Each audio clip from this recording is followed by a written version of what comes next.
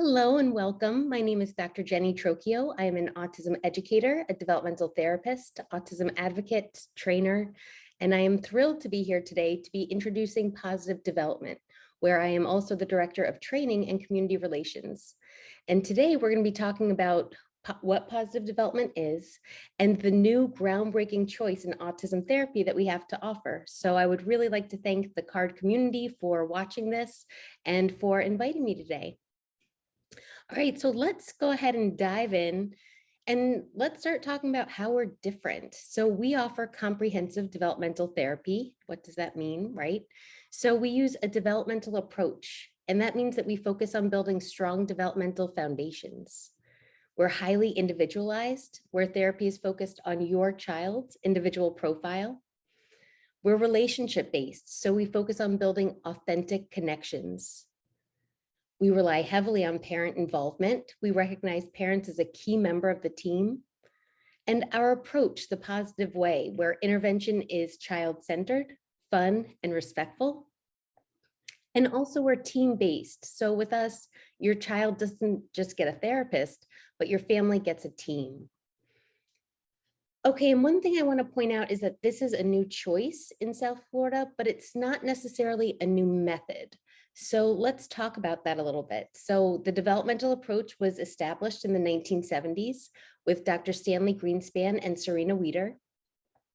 And it's rooted in over 50 years of research in the fields of psychology, neuroscience, education, and it relies on everyday activities like play. So let's go through some of the goals of our time together today. So today, we're going to review a little bit about what science and research tells us about autism, about the brain, about development. We're going to explore what it means to use a developmental approach. We'll touch on the importance of understanding each child's individual profile. We'll understand behaviors from a developmental lens.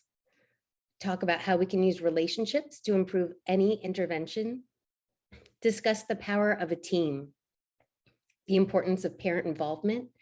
And really my goal for today is for everyone to leave here inspired, excited, and empowered to get started. And of course, answer any questions you may have, so feel free to put them in the chat as you have them. Okay, so let's start by talking about autism, what we know. And I know that everyone on this call already knows a lot about autism, clearly, but I think that it's really important whenever we talk about an intervention or how we can help, that we sort of take a moment and put ourselves in the child's shoes and really think about what they're experiencing and what's going on a little bit. So what we know is that autism is a neurodevelopmental disorder. So something's happening in the brain and development's going off course. We know that the kids are often so much smarter than we even know. We also know that autism is a disorder of integration. So there's often a mind-body disconnect where a lot of our kids know what they want to do, but just can't get their body to do it. Or they know what they want to say, but they just can't get the words out. Difficulty in relating and communicating with others. Differences processing the sensory environment. So, sometimes the lights are too bright, the sounds are too loud. Maybe you can't feel your body. Maybe you feel your body too much. So just imagine all of this happening all day, every day, knowing what you want to do, can't do it, wanting to relate to others, can't figure out how, the sensory piece, it's a lot. So I have an unofficial equation for autism, which is anxiety 24 hours a day, 365 days a year. And that might sound a little extreme, I understand, but I think if you can imagine all of this happening, that's what it would feel like, is a whole lot of anxiety. So again, I just think it's important that before we talk about how we can help, let's talk about what's being experienced, and then we can go from there. So since we know that autism is a neurodevelopmental disorder and it's impacting development, let's take a moment and think about typical development and how it happens. So how does a child develop this miraculous ability to attend, to become and interested in the world?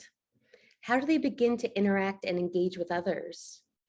How does a child learn to read other people's gestures and indicate their own wants and needs? How do they develop the ability to think, to plan, to solve physical problems? And how do they develop the ability to become social and to have compassion for others? All right, so let's take a look at a video. And this is a video of a boy who is typically developing, but he was adopted from Kazakhstan, and his parents were both developmental interventionists. They did a lot of developmental work just to make sure everything's going on track. So let's take a look at this video, and I want you to just think about what's keeping the interaction going, what's moving it forward, what's helping to shape this interaction. And really just notice what you notice, and then we'll talk about it on the other end. I don't know.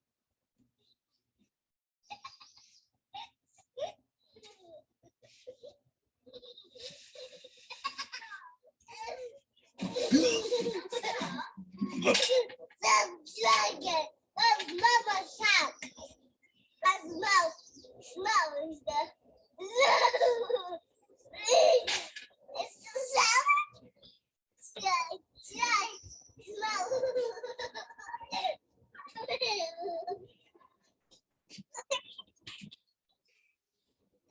Oh.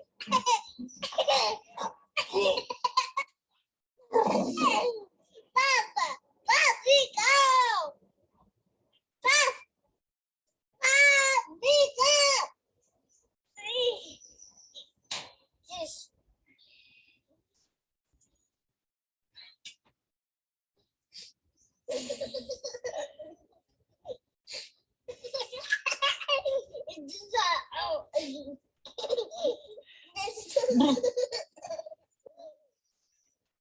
Oh!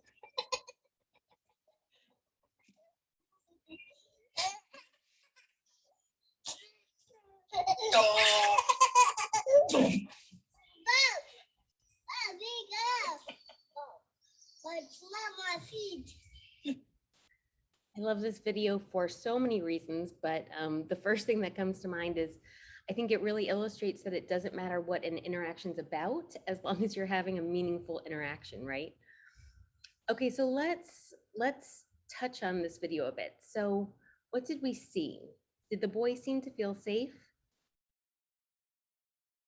Yep. Absolutely. He seemed to be very safe with his dad. Was he being validated? Were his movements and gestures and initiations being treated as intentional?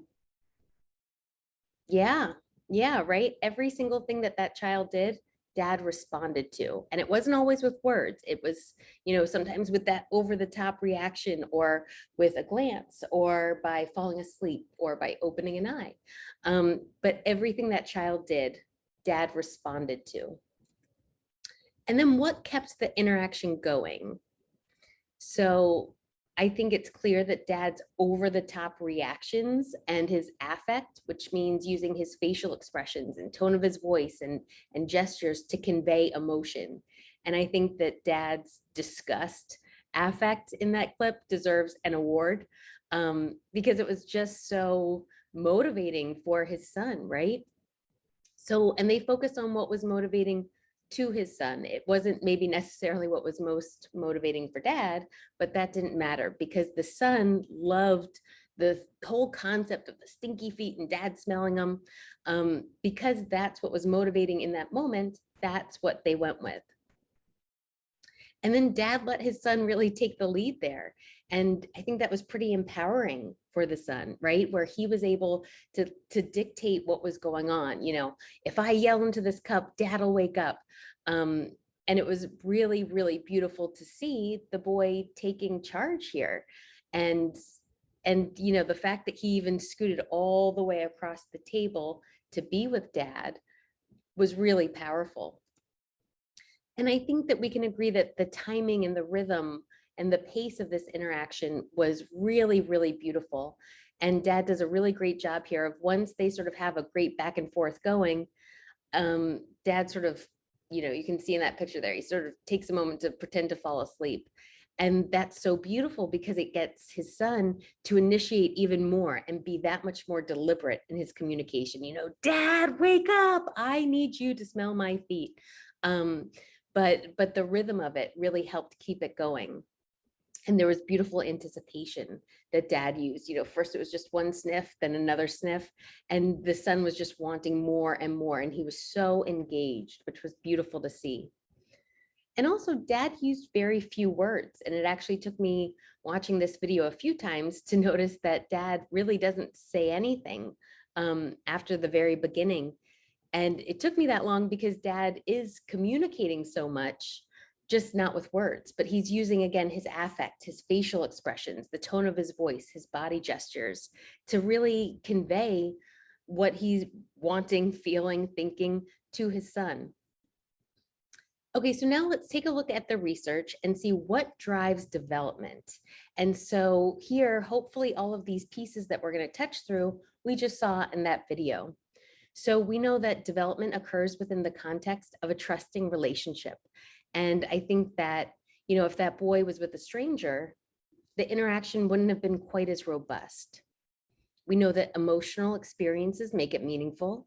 There's no doubt that there was emotion in that clip, right? Again, dad's disgust was just so enticing for his son.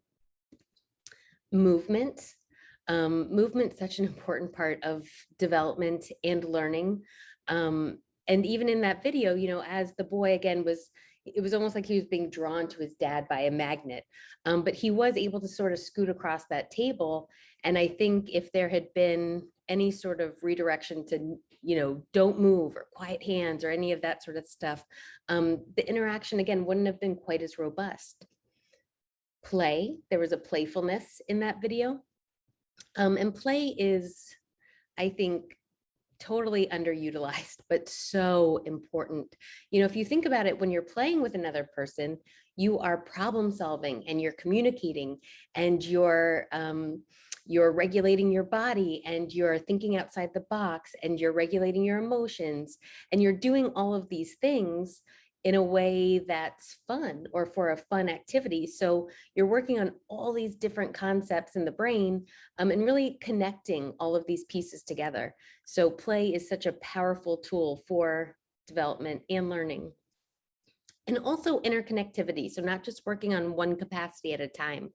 So I think if dad had said, just use your words, again, the interaction wouldn't have been quite as robust. But the fact that the child was having to think and he was having to communicate with dad and he was having to figure out how to get his feet up there and all of these pieces working together was just really powerful. Okay, and also we want to think about interactions that are meaningful, that are developmentally appropriate. There's no doubt that stink feet was pretty appropriate for that child. But if someone had come in talking, long division or something like that, that's an extreme example. But I think there's no doubt that child would be gone. And also interactions that are fun and mutually engaging. And I think that the fun factor is another piece that is so important, but often not fully addressed or utilized or appreciated as maybe it could be. But when an interaction's fun, then the child wants to be there with you. They want to be part of the interaction. And if it's not fun, that's when we tend to see, sessions or moments where there's a whole lot of redirecting going on, be here, don't go there, don't do that, don't go over there, don't look over there, look here. If the interaction's fun, then the child will stay with us because they want to. And then again, you don't have to waste all that time redirecting. It should be affect-based. So again, using our facial expressions, the tone of our voice to convey how we're feeling and use that as a way to connect. And I think that's done so beautifully in that video. And also responsive. So interactions where the child does something and the adult responds to it. And again, it doesn't always have to be with words. It can be with a glance. It can be with a gesture. But as long as someone is responding to what the child's doing, that's the really important piece. Okay, so then why should we use a developmental approach for kids with autism? So again, because autism is a neurodevelopmental disorder, it makes sense. So it puts into practice everything we know about autism, about the brain, about development. And really, we're going to the source for a lasting change here. We want to focus on building strong developmental foundations, which then set the stage for higher levels of development. But we want to focus on those foundations instead of just looking at isolated skills and behaviors. And we'll talk about behaviors in a little bit because behaviors are actually really, really important. If you think about a child who maybe can't fully communicate and can't communicate all of their wants and needs, and maybe a child who has some motor planning challenges where they're not able to get their body to physically do what they want it to do. If you think about it, behaviors are really the only tool a lot of kids have to share with us what they're thinking, feeling, wanting, needing. So behaviors are really important because they're often telling us what's going on with a child. So they give us the clues about what's going on, but our goal is definitely not to address behaviors. Our goal is to build, again, those strong foundations where intervention is based on typical development.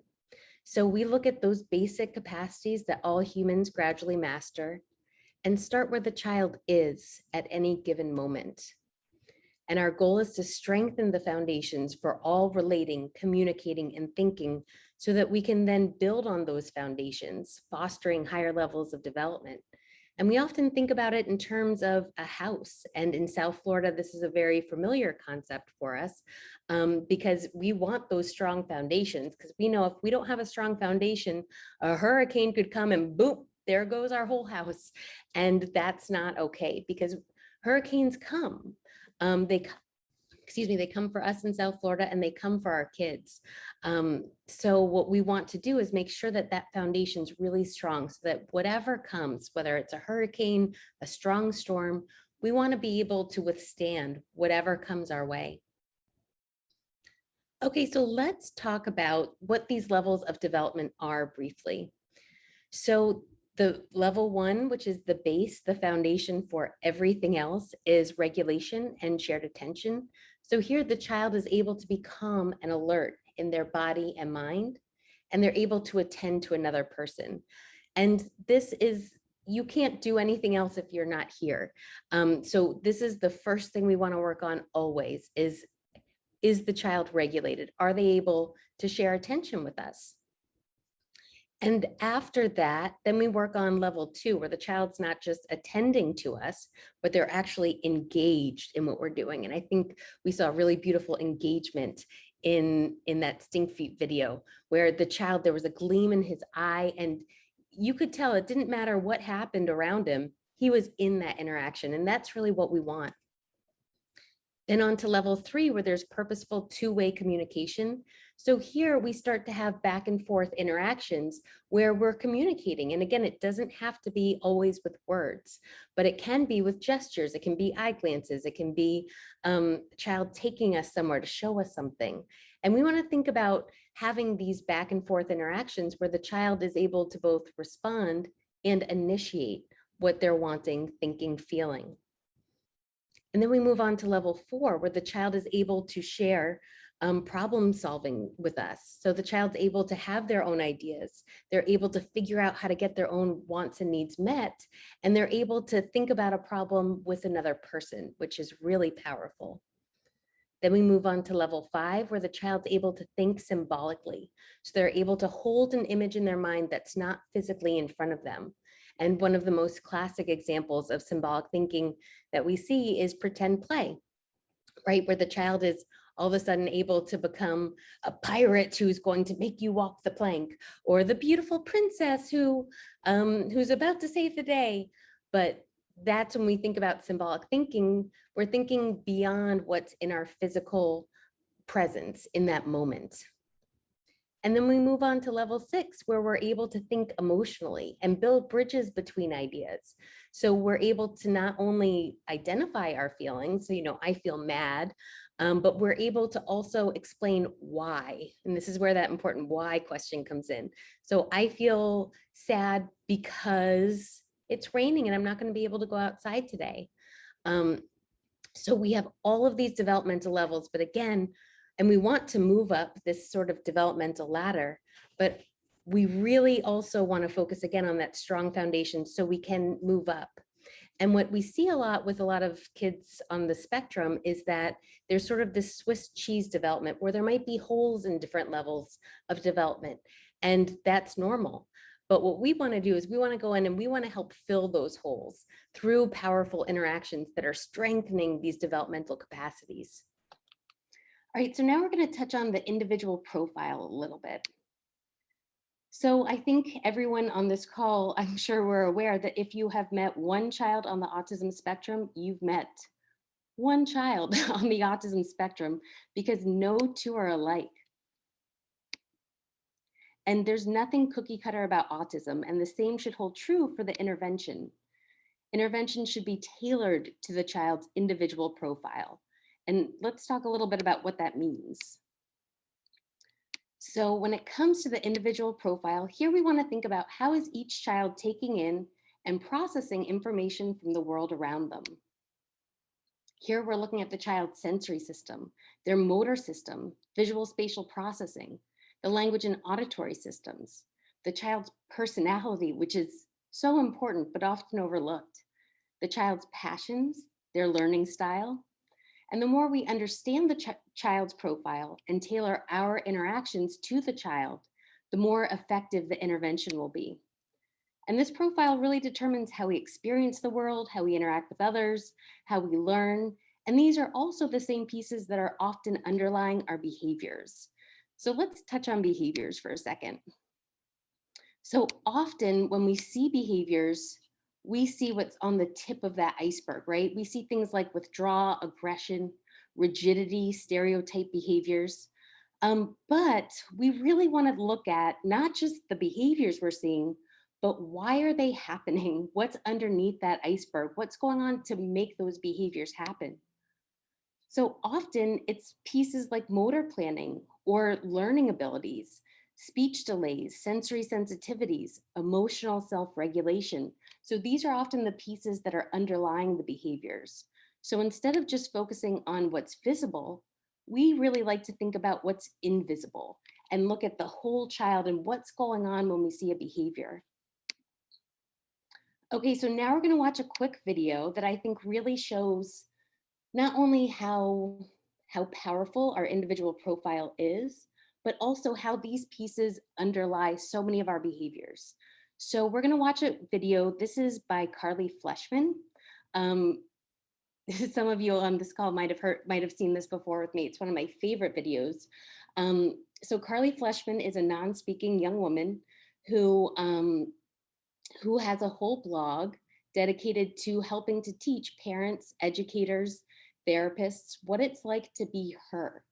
And so here in the video we're about to watch, it's her and her father and her sister, just sort of a regular day out in a coffee shop. So she's really sharing with us what her experience is like. And she wrote this short clip.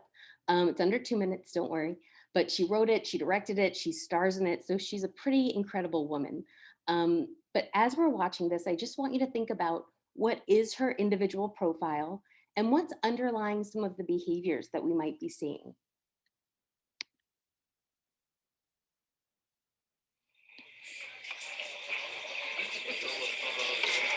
I can't wait for a coffee. Oh, hello, barista. What do you girls want? Skim soy latte? Darren, soy can't be skim. Hot chocolate, orange juice. No, Dad, I want a coffee. Hot chocolate? Great. So I was thinking of going to Sarah's later. Could you give me a ride? Yeah, sure. Are you cool with taking your sister? Yeah. Wait. What? I have my own plan.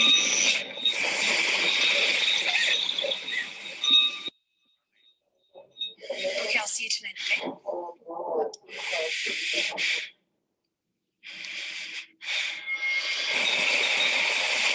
Focus.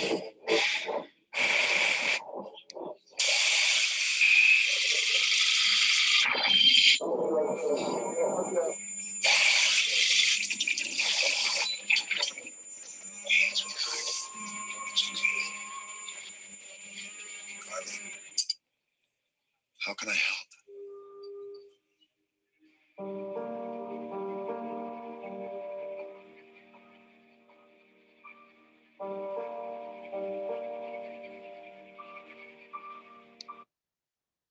we're going to go ahead and stop it there. Although I do want to highlight, um, the name of her blog is Carly's Cafe, if anyone wants to check it out.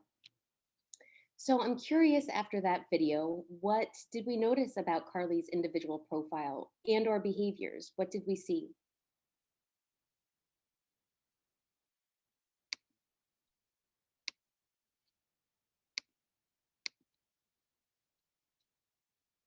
I'm not sure I can see the chat. Yeah, that I don't have anybody chatting, Okay, perfect. but I can tell you. That would be great. So she is not able to communicate her needs. So people are just assuming that she wants this or that. So her anxiety basically takes over because of all the processing of stimuli that's coming from everywhere and where she's at. So it's hard for her to control it. Absolutely. And I love that you mentioned, as these decisions are made for her, her anxiety rises. And it's almost like as Right. her anxiety rises, then the sounds are louder and Yeah. everything's more frustrating because she has that anxiety sort of shielding everything. Let's see. Karina says, though she knows what she wants, it is hard for her to identify her needs. Mm-hmm. Somebody, Mappy says sensory overload. Tara said something, assumptions not age appropriate. Oh, that's a great point. Yeah, I mean, the choices Dad gives her are, orange juice, hot chocolate, and she's like, "I want a coffee." I'm in a coffee shop, and and I want a coffee. But you're right, that wasn't a choice that was offered. Yeah, exactly. Okay. Beautiful, beautiful observations. And so hopefully there we got to see sort of the disconnect between what she's experiencing and the behaviors, and how some of the behaviors were sort of judged in a way that wasn't necessarily appropriate, and how beneficial it is that we got this sort of glimpse, this background into what she's thinking, and we got to see the whole iceberg. And I think it's so important that when we're working with any child, we think about that whole iceberg and not just what we're seeing, but why it's happening. All right, so now we're going to touch on relationships a bit. So when it comes to relationships, they drive all development and all learning. They're critical to make us feel safe and secure, because we learn to be calm through the support of someone else. This is the foundations of self or of co-regulation. We don't know how to regulate ourselves until we're able to do it with someone else. And really, it's through a relationship that we figure out who we are, right? We define that within the context of a relationship. And when we feel safe and secure with someone else, that's when we're able to think and express our ideas. It helps us to feel smart. It helps us to develop that positive sense of self, where we're then able to trust people, to be motivated to do things. So relationships are a critical part of development and learning. And so here, and this is just sort of a fun little add-in, but when we think about building relationships and how do we establish these relationships, a lot of the pieces that come from the research are actually, in our positive development team, sort of had a fun time with this one. But we started thinking, it's almost like, what would you want on a first date?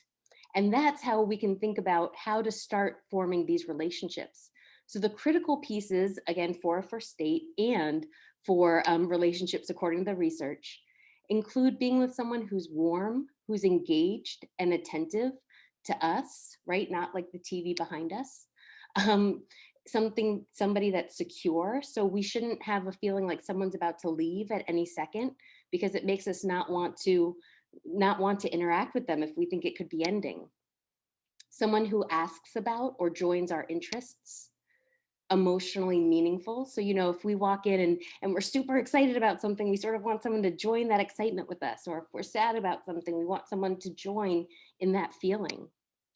It should be reciprocal, right? No one really wants to hang out with someone who's just talking about them all the time. There needs to be a bit of a back and forth piece there.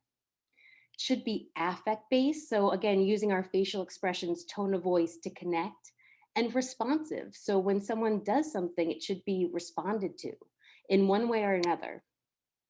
Someone who seems to understand us. someone who's fun to be with. And it should be in an environment that's conducive to creating a connection. And I think we've all been places or we've seen our kids in places where, maybe we have a great interaction, but then something happens. Maybe a marching band goes by or a huge airplane goes overhead. And all of a sudden we lose that connection. So we also really want to think about the environment in which we're building these connections. Okay, so our approach, the positive way, and we've touched on a lot of these pieces, but let's just sort of bring it together a little bit. So we are child-centered. So we often first take a moment to just wait, watch, and wonder, what is the child thinking, feeling, wanting, needing, and why? And when we take that moment to really understand where they are and what they're doing, then we're able to meet them there. And when we follow the child's interests and their intent, it allows us sort of a window into their world where we begin to understand the child on a deeper level. And that's really important. I think we saw this beautifully in the Stink Feet video in the beginning, where as the dad was able to let the child take the lead, the interaction was able to build in such a beautiful and natural way because the son was so interested and so motivated by it. We also, again, want to think about the fun factor. So we want to join in what's fun for the child. And I want to emphasize for the child, because so often as adults, we might present things that are really fun for us or that were really fun for us when we were kids. But sometimes that's totally different than what's fun for the child. So we want to join in what's fun for them in that moment. And it can change from moment to moment. And here's a great quote from Dr. Rick Solomon from the Play Project. When we do what the child loves, the child will love being with us. And I think that's so incredibly true. It increases the child's motivation, engagement, the meaning, and so much more. And as we touched on earlier, really nothing fires up the brain like play. When we play, we're communicating, we're thinking, we're problem solving, we're doing working on all these great capacities in a way that doesn't feel like work or therapy. And also our intervention is very respectful. And that's important because we all thrive in the company of someone who respects us, who takes the time to understand us, to believe in us, someone who has high expectations of us and supports us to be the best person that we can be. And then from there, we're able to build the interaction. So we want to think about how we can wait, join, and build each interaction with each child. Okay, so here is another quick video. So in this video, this is actually from a documentary called Graham's Story, Autistic Like. And it really beautifully shows a dad sort of aha moment where he realizes, you know what, maybe there's a different way to interact with my child. Maybe there's a different way to connect, because his son was, in a bunch of different therapies, he was doing a bunch of different drills and he was making progress. But dad sort of says, but wait, I want to connect with my son. How do I do that? So this is dad's exploration into figuring that out. Now he was responding, but he was responding to drills. And I wanted a deeper connection. And then I had this pivotal experience where it was just a regular night. I was putting him down. I had given him a bath. I put him in his crib. And as soon as I put him in his crib, he started walking back and forth in his crib, following the line at the edge of his crib. And I just had this overwhelming moment of wanting to connect with him. So I called to him. I was standing at the doorway about to turn out the light. And I just said, hey, buddy, it's Dad, look at me. And he didn't pay any attention to me. But I crossed the room and I climbed into his crib. He stopped what he was doing and he looked at me. And after a beat, he just started to giggle.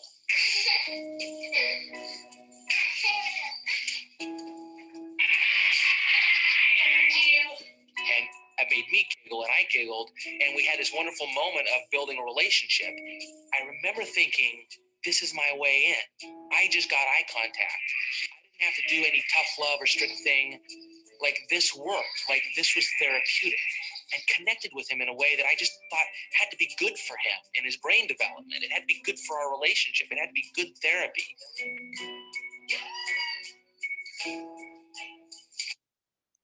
So then dad does his research and realizes that he's right, that it was good for his son's brain development, good for their relationship, and it was great therapy. And, in that moment, I always think about initially if the son was just sort of walking back and forth in his crib. So if we think back to those developmental levels, which I know we showed very, very briefly. So really he wasn't able to share attention with someone else at that moment. So he's sort of at that level 1. But then when dad had that intuitive moment to get into the crib, which I think was so cool and brave of dad. Personally, I think I might be scared that I'd break it. But anyway, so dad goes in and all of a sudden they're sharing attention, right?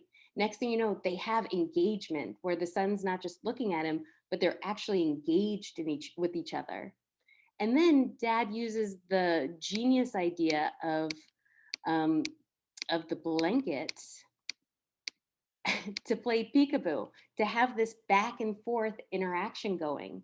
So in this moment that could have so easily been passed by, dad uses it to work on the whole first 3 levels of development. And I think it shows that it doesn't have to always be these long, intensive sessions, which of course those are part of it too, they can be, but also we want to make sure that everyone has the ability to take advantage of these moments with their kids.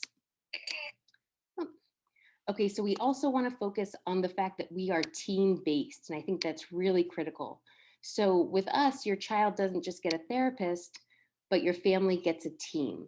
And it's often headed by the mental health professional, although not always. It could also be the speech and language pathologist, the occupational therapist, but we have the whole team working together. There's also the parent educator, developmental client coaches that we'll touch on in a second, and we have an amazing care coordinator who sort of helps keep all of these pieces together.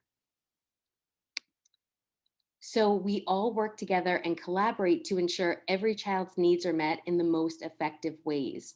And that's really important because often in all of these sessions, so when your child's with the speech and language pathologist, with the occupational therapist, with the mental health professional, often there are these amazing aha moments or these moments where we think, okay, we need to address this.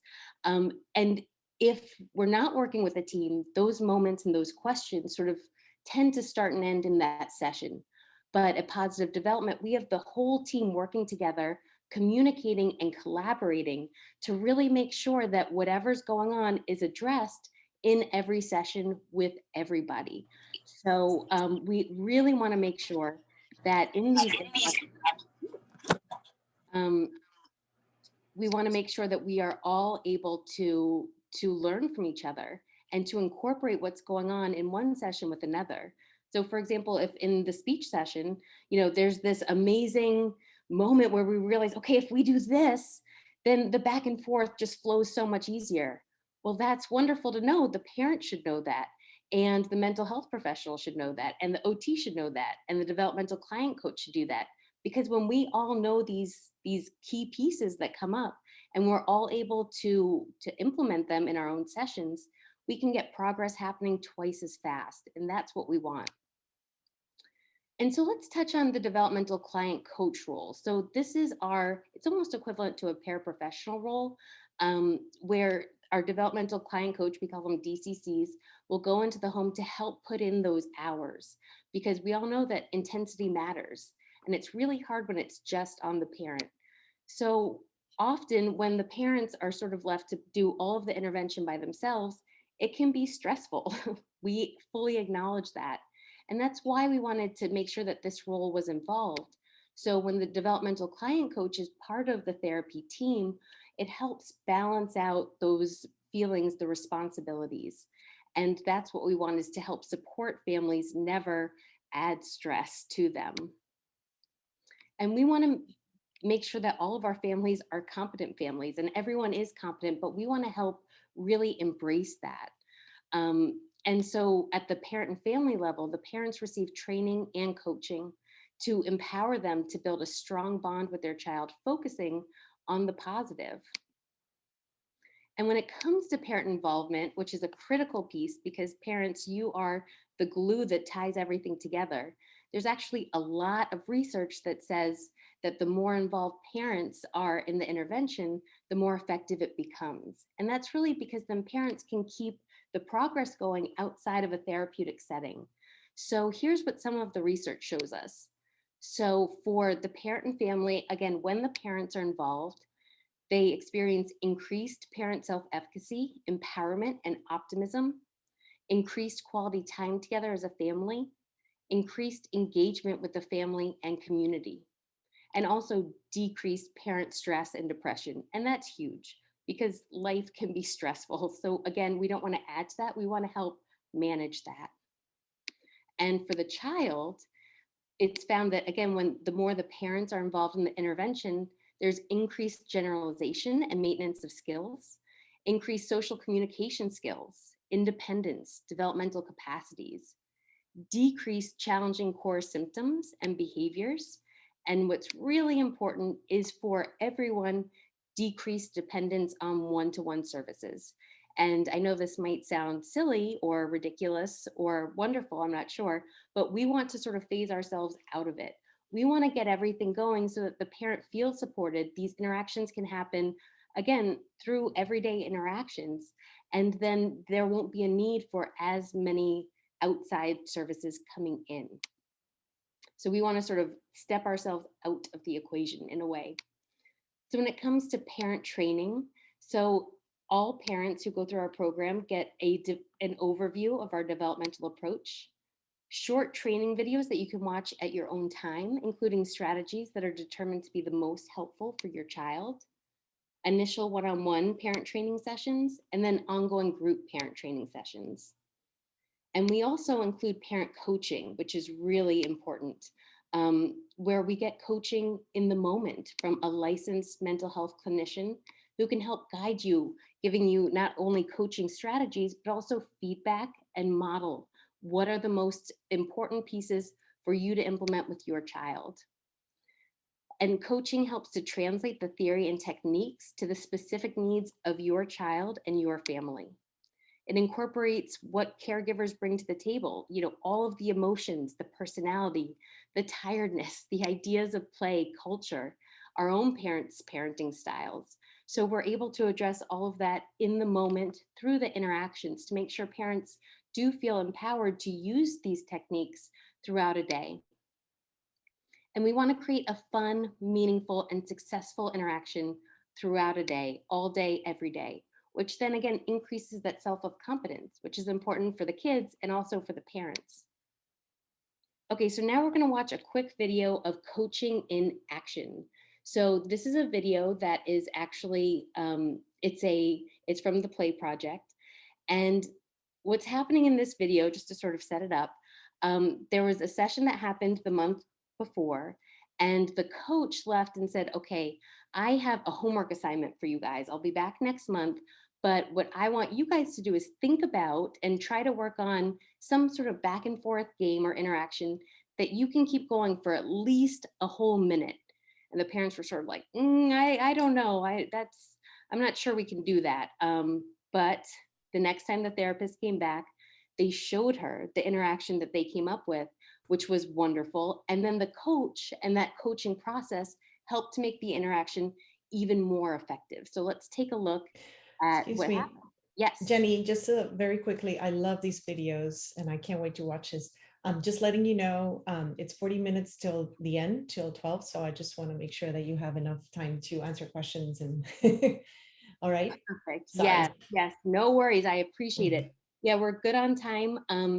We are very much wrapping up and I'm excited for questions. And I do, again, think we have some members of the positive development team on the call who might be able to also help answer questions. So I appreciate that.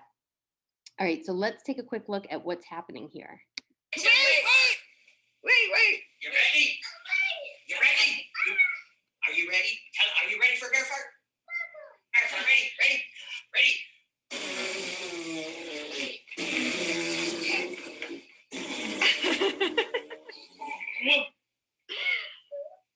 What do you want to do? What do you want to do? What do you want to do? What do we call it? What do we call it? What do you want to do again? Bear Fart. Tell Anna. What do we call it? Bear Fart. Come here, Kate. Go. One more time. Come here. Oh my God. Come here. Well, this is what we've been playing. Come here. And so, ready? Here we go.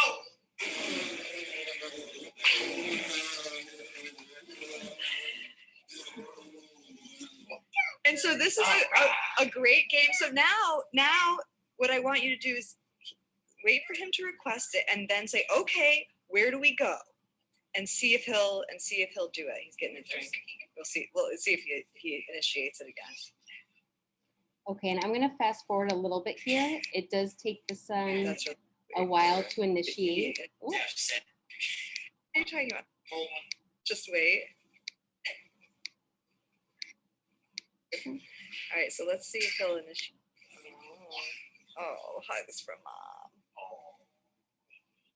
So I'm gonna prompt him. I can't wait anymore. All right, hey Keegan, you want to do bear fart? Where do we go for bear fart? Where do we go? Take me where we go. Where do we start? Where do we start? Okay. Uh-huh. And so this is what I want, just to add extra steps. If he's motivated to do something, Okay. make him work for it. And so then, and just stand there until he initiates. There you go. You ready for bear fart? Perfect. Here we go. 1, 2, 3.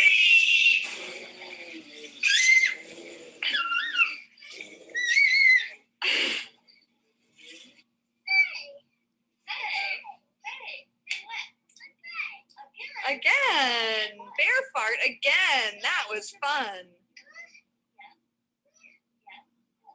I want bear fart. Where do we go? Take me. Take me. And just, every step of the way, make him initiate with you again about it. Yeah, I love this. I love it. Yeah.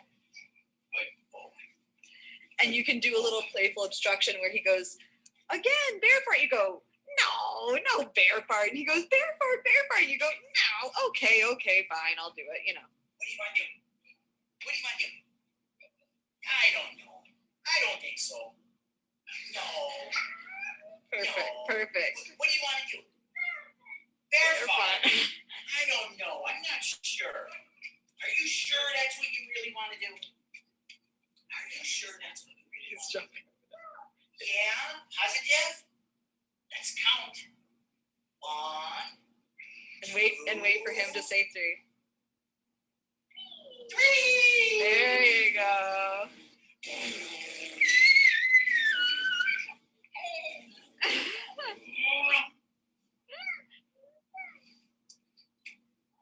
Poor dad. He's already told me he was so tired. Oh, shame on me.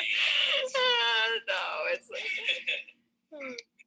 All right, so we're going to go ahead and stop it there, but hopefully we got to see sort of the progression of this interaction, where in the beginning, the family had a great idea. It was a great game, and the son was truly loving it. I mean, he seemed to really like the idea. He liked the whole activity, but he was sort of a passive participant in it. So he just sort of stood there and dad did all of the work. But as the coach put in different suggestions, like to wait until he's initiating it, to take you where the start point is. So each step of the way, the son became the leader, and he was really, again, directing that interaction. And the more he was in charge, we got to see language flow that much more. We got to see him initiating, and look at how intentional that is. I mean, he's like climbing on dad, like, come on, I want more. And that's really what we want. And sometimes in these day-to-day moments, as parents, we tend to get really sort of caught up in those moments. And to have someone who's not in them, to have that outside perspective, help coach and show us what we can do to improve them, it's so helpful. So hopefully we were able to see that beautiful progression here. So the overall family experience at Positive Development is supported from intake by a care coordinator. Insurance benefits are verified by Positive Development. The families then match with a clinical lead for evaluation, care plan development, and treatment. Family support through parent training, coaching, and individual sessions with the developmental client coach. And ideally, we are the one-stop shop with a multidisciplinary team. And so I'm thrilled to be able to bring this presentation to everyone because, again, each program is created specifically for you and your child. And this is a new choice in South Florida. We haven't had this sort of a comprehensive developmental approach before Positive Development, so it's very exciting.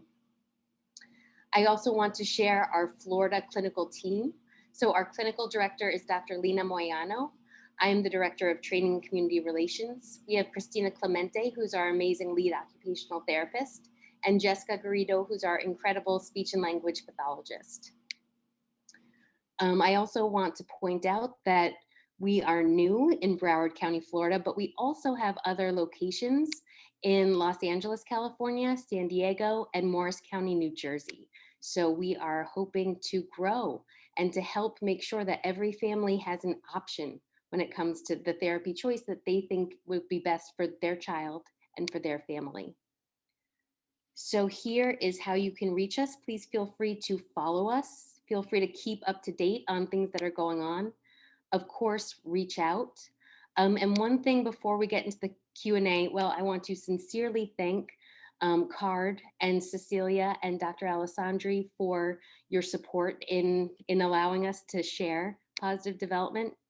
And I promise, Cecilia, so thank you so much for attending, and please scan this barcode to access the survey, and then we'll go into questions and answers, but I want to leave this up for a moment. Yeah, this is more for to get some feedback about the presentation in general. So we appreciate that. We have to get data on that. So if you can scan it with your smartphone, I'm going to look for the link as well in case you can't scan it. I'll put it in the chat. Jennie, while people do that, can you remind me the person from your staff that can help you to answer individual or specific questions about the company? Sure, yeah, I'm looking at who's here, and Dr. Thayer would be amazing if you want to join in answering questions. She's from our, I don't want to put you on the spot, but she's from our New Jersey team, and she's an incredible mental health. Absolutely, I'd love to join. Wonderful, thank you. So the only question I had, well, people look at that and I'll enter the link as well, is that for the survey, is wanting to know how to access these services. But I think you answered that at the end with your last slide. So hopefully the person who asked the question got her answer. Oh, there you go. There we go. So yeah, feel free. And this number and this email will connect you directly to our care coordinator, who will be able to answer any questions, verify insurance, and answer, yeah, any questions you might have. Okay. Karina says if you accept volunteers to learn, train with you. Ooh, that's a really great question, actually. Yeah, I mean, we're always looking to help add to our team to grow, and especially developmental client coaches. We would love to have them. Karina, I'm curious, are you thinking about for a professional, for a parent? I'm curious to know more about that question, if that's okay. Both. Both. Okay, wonderful. Yeah, so definitely reach out. We have the parent training program, and I mean, if anyone's interested in internships, I'm sure we can work that out. That would be amazing, actually.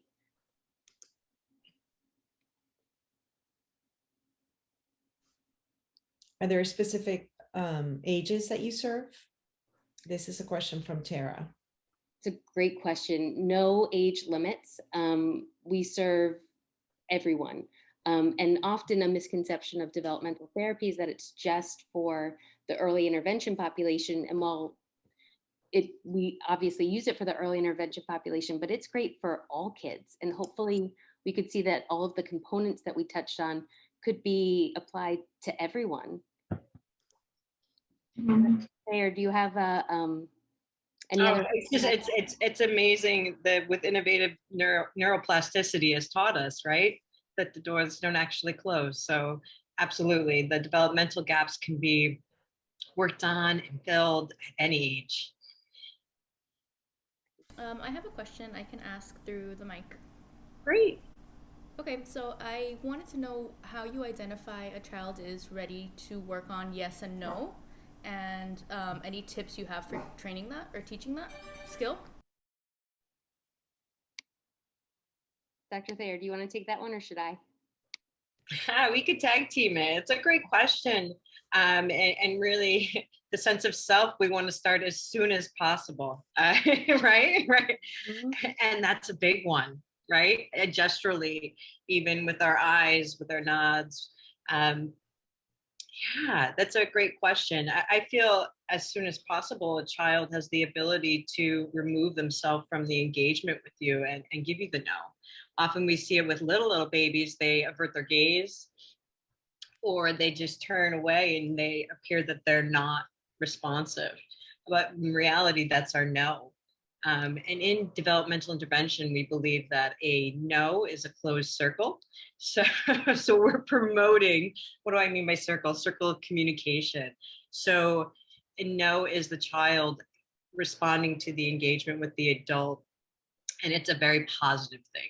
So we actually encourage it as soon as possible. That's a good point. It's such a good point. And for this question, because I think it impacts every interaction we have, as Faith was just mentioning.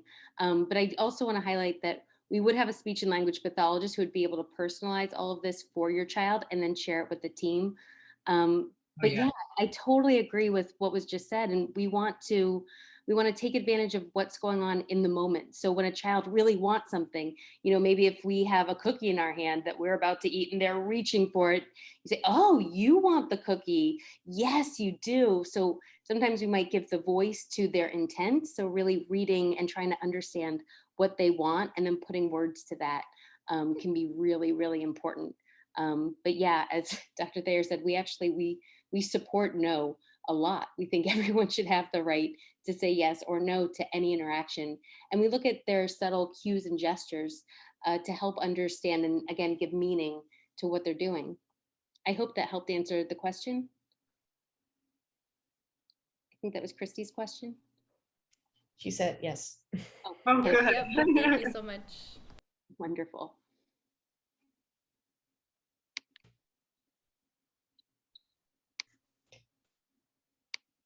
I understand the benefit of relationships or the acquisition of skills and correct assuming that typical development is the target of skills is communication itself.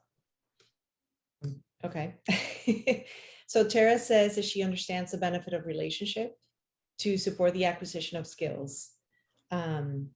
She wants to make sure that she's correct in assuming that typical development is the target for skills such as communication and self-help. Yes, absolutely. And we want every child to communicate in their own way. So we definitely want to make sure that communication is happening, but we also respect the individual profile. And we want the child to be able to express themselves, but for some kids, that might be using a device. For some kids, it might be paragraphs. For some kids, it might be short utterances, but we want to respect where they are. But we do want everyone to become independent for sure and have the ability to communicate what they're thinking, feeling, wanting, and needing, because it's just such a basic need of being a human. It's critical. Dr. Thayer, would you like to expand on that? Absolutely. So we work on the foundations to get there, right? So our goal, our target, and you are 100% correct, is we want those communication skills. We want the self-help. And the way we believe getting there is with all of these foundational skills so that we can obtain that. Absolutely. Great question.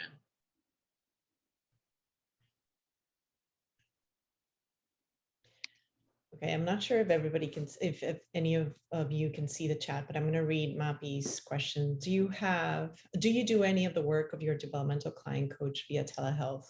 And if yes, can you elaborate on difficulties you had to overcome? Oh, oh, I can tell you a lot, Mappy. Here thinking on what we had to deal with over the last 13 months around the world. Yeah, you're right. But I'm going to let the experts or the people that work in this company answer that. Sure. So actually, we've done a lot of telehealth. We have not yet done a developmental client coach via telehealth. However, we're absolutely open to that. There are challenges, as with doing anything remotely. But we do have developmental client coaches in Miami and Fort Lauderdale and Palm Beach. So ideally, we will come to you. We want it to be in the natural environment. We are working on getting a clinic up and running. It's taking a little bit longer, but ideally, we would like our developmental client coach to come to you. But if telehealth is the best way to approach it for you and for your family, we will figure out a way to make it happen, and we will figure out a way to make it effective. But I think, I mean, I know, and I'm sure others on this call, we've experienced lots of difficulties when it comes to telehealth. For some kids, it's easier for some than others, but we'll Yeah. help put supports in place. Yeah, the only thing I can add to that without elaborating too much is just being flexible and being open, because I've been doing telehealth coaching, and sometimes obviously you're following the child's lead, but sometimes maybe what you had in mind, you have to take into consideration the parents' mental state at that moment too, and what's going on. So sometimes you have to improvise and be flexible and just maybe make some changes. So I think, but that's what happens as well when you're in person. So True. it's just that it feels different because you're not physically there, but that's all I'm going to say. So Tara wants to know what is a typical duration of involvement with your services, like the duration of like treatment, I guess. Duration of, so not just a session, but duration of yeah, I think so. Yeah, I think that's what she means. Yes, she says yes. I guess how long do you follow the child and the parent, or how long is the child in treatment with you? That's kind of very individualized, I think, but Yeah. Go ahead, Dr. Thayer. Sure. So it depends on the complexity of the child, of course, but the crux of our model is empowering the parents to not need us.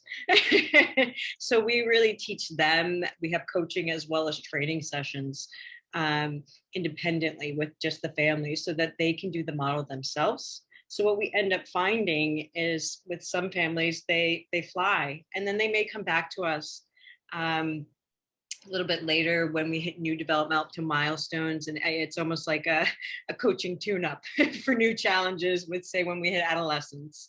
But really, it varies, which is not the best answer, but yeah, ideally not as long as other traditional models. Absolutely. Yeah, and it varies so much between family to family. It's hard to give an exact number, which, as Dr. Thayer said, I'm sorry, because I know that's a frustrating answer. I know. I hate when people do that to me. Yeah, but it's good that you offer follow-up sessions kind of to give parents like a booster training. That's very smart. Tara also wants to know if you've done any research with the model. Yes, so there is actually a lot of research behind developmental approaches. Some of the most exciting, I think it's exciting, research came out in 2014 by Dr. Rick Solomon from the Play Project, and their findings were incredible. So they had trained professionals go in to the home for coaching for a bit of the training piece. And what they found is that not only did parent stress decrease and parent depression decrease, but also that the child's autism symptoms decreased, that the child was able to communicate more, they were able to have more back and forths. So the findings were pretty impressive. But there's also been great research from the founders of the original DIR Floor Time, Dr. Stanley Greenspan and Serena Wieder. And they've been doing lots of case studies to show the progress for years. So it's exciting that research is catching up, and now insurances are starting to see the research, and it's starting to get out there more. And Dr. Thayer, I know you are a research buff, so I would love. Well, I love this topic, and I'm looking forward for us to doing our own in-house research as well. If you would like further information, we have a beautiful one-pager that summarizes all of our highlights that I'm sure Jennie could share with the community here. That's a really great point. Yeah, it's on our website at positivedevelopment.com. Wonderful. It's under resources for parents, and you'll see a tab. It's a nice, clean one-pager that summarizes a lot of the research. Great point. Yeah, so fun to dive into.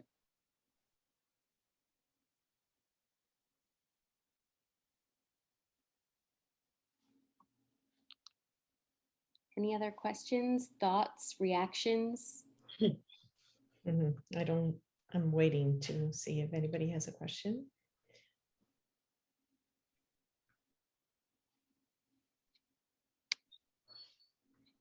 I have another little question. You mentioned you were going to open a clinic. What city do you plan on opening that? We plan for it to be in Plantation, very accessible to local highways. So that's our goal, hopefully very soon, but feel free to follow us and we will keep you posted on that.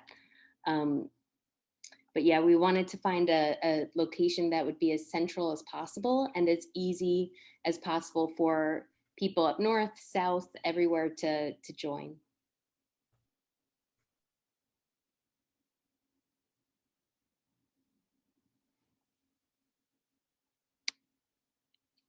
Excellent. So just to clarify, you are in South Florida. Where's your clinic in South Florida? So we are in the process of opening a clinic in Plantation, but right now we work with families. We will either be in-home or via telehealth. Okay, perfect. And so far, the developmental client coach, that's a role where we do try to go into the homes as much as possible. But again, we're open to giving it a shot. But some of the other therapies will come to you or telehealth. And we occasionally rent space out of We Rock the Spectrum in Davie. Oh, so yeah. if that's more convenient for families, until our clinic space is open, that's available as well. Perfect. Okay. All right. Well, I just want to thank everyone for spending time with us on a Monday morning to learn more about positive development and developmental approaches. And again, please feel free to follow us, to keep in touch, send over your questions, anything that's going on. We would love to hear from you. And even if it's just to connect, to see what's happening and if we can help, how we can help. We love to have those conversations. Perfect. Thank you, Dr. Trocchio, for your very informative presentation. And thank you all for joining us today. I hope this was helpful. And if you're not registered with CARD and you're a parent or a professional that wants additional information, you can go to umcard.org to our website and connect with anybody. We're a big family. All right. I'm gonna stop the recording and we can chat a little bit more if you want, Jennie.